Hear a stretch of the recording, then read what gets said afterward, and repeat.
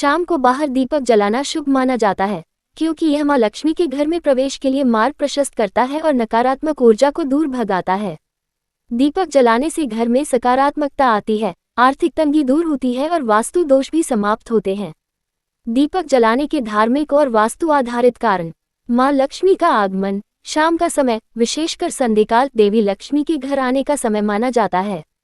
मुख्य द्वार पर दीपक जलाने से उन्हें प्रसन्नता होती है और वे खुश मन से घर में प्रवेश करती हैं। नकारात्मक ऊर्जा का नाश। दीपक अंधकार को दूर करता है और प्रकाश फैलाता है। ये घर में प्रवेश करने वाली नकारात्मक ऊर्जा को भी रोकता है और घर को बुरी शक्तियों से बचाता है। सकारात्मकता का संचार। दीपक जलाना सकारात्मकता का प्रतीक है। ये घर और आसपास के वातावरण में सकारात्मक ऊर्जा लाता है। आर्थिक समृद्धि। माना जाता है कि शाम को दीपक जलाने से मां लक्ष्मी की कृपा बनी रहती है, जिससे आर्थिक तंगी दूर होती है और घर में सुख समृद्धि आती है। वास्तु दोषों का निवारण। शाम को मुख्य द्वार पर दीपक जलाने से घर के वास्तु दोष भी दूर होते हैं। दीपक जलाते समय ध्यान रखने योग्य बातें। शुभ समय, शाम 5 से 7 बजे के बीच दीपक जलाना सबसे उत्तम माना जाता है। सही स्थान, दीपक को घर के मुख्य द्वार पर जलाना शुभ होता है।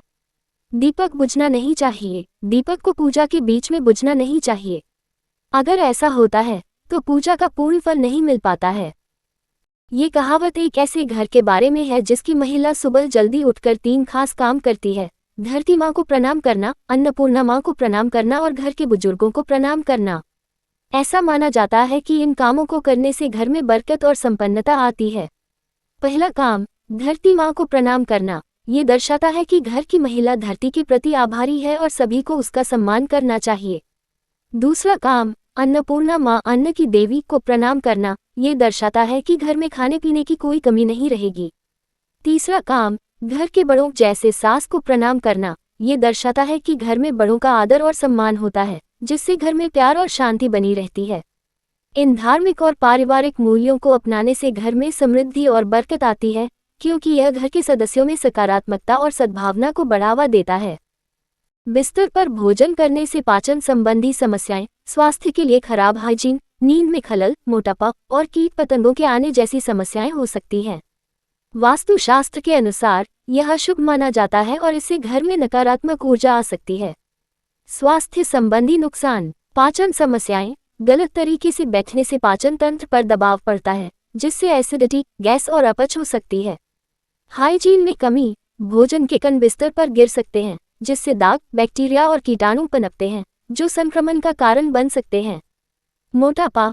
खाने के बाद तुरंत लेट जाने से कैलोरी बर्न नहीं होती और वजन बढ़ सकता है। नींद में खलल। यह आदत दिमाग को भ्रमित करती है कि बिस्तर सोने के लिए है, और यह अच्छी नींद को बाधित कर सकती है। रीढ़ की हड्डी पर दबाव। नियमित रूप से बिस्तर पर खाने से पीठ दर्द और जोड़ों की समस्याएं हो सकती हैं। वास्तु और धार्मिक नुकसान। अशुभ माना जाता है। वास्तुशास्त्र के अनुसार बिस्तर पर खाना खाना अशुभ है, जिससे घर में दरिद्रता आ सकती है। नकारात्मक ऊर्जा। इससे घर में नकारात्मक ऊर्जा का संचार होता है और वास्तु दोष उत्पन्न हो सकते हैं। देवी देवताओं का नाराज होना। मान्यता है कि ऐसा करने से मां लक्ष्मी और मां अन्नपूर्णा नाराज हो सकती हैं।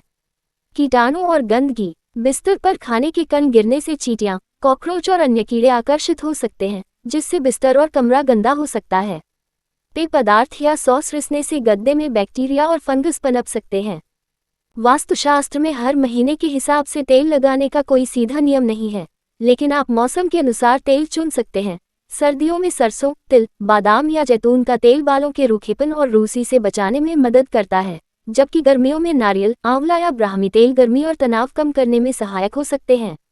बरसात में अपनी ज़रूरत के हिसाब से तेल का चुनाव करें, जैसे कि बालों के स्वास्थ्य के लिए नारियल तेल और सिर की मालिश के लिए आप ब्राह्मी तेल का इस्तेमाल कर सकते हैं।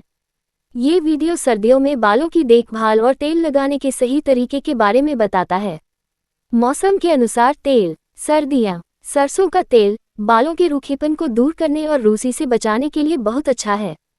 तिल का तेल वायु को संतुलित करने में मदद करता है। बादाम का तेल बालों को मजबूत और घना बनाने के लिए अच्छा है।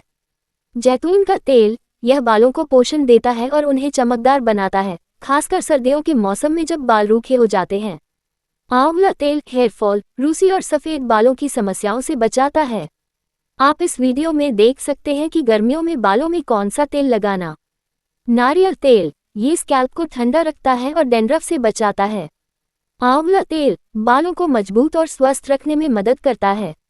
ब्राह्मी तेल, दिमाग को शांत रखता है और तनाव कम करता है। पेपरमिंट तेल, सिरदर्द और गर्मी से होने वाली बेचैनी से राहत दिलाता है। बरसात में आप अपनी ज़रूरत के हिसाब से तेल चुन सकते हैं।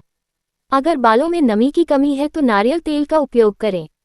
अगर आप बालों को मजबूत और स्वस्थ बनाना चाहते हैं तो आप आंवला तेल या ब्राह्मी तेल का उपयोग कर सकते हैं।